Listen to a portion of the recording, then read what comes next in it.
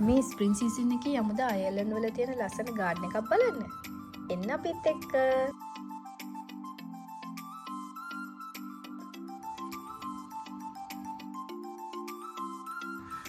මේ ගාඩන් එකේ නම තමයි මවුන්ට් කොන්ග්‍රීව් ගාඩන්.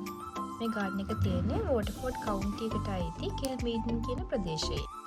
වෝටර්ෆෝඩ් සිටි එකේ ඉඳන් පැය භාගයක දුරින් වගේ තමයි මේ ගාඩන් එක තියෙන්නේ.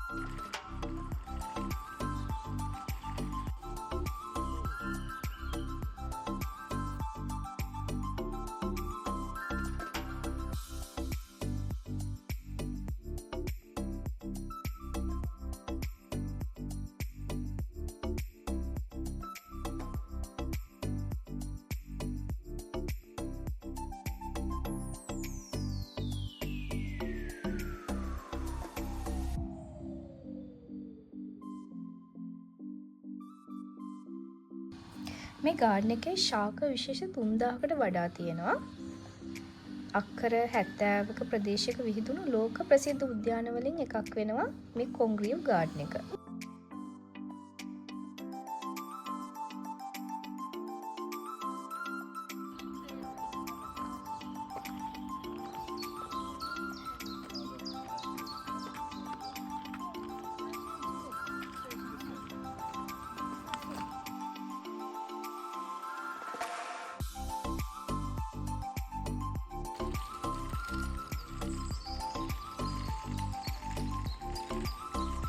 හට වන සියවසේ කොන්ග්‍රී පවුල විසින් තමයි මේ උද්‍යානය නිර්මාණය කරලා තියෙන්නේ.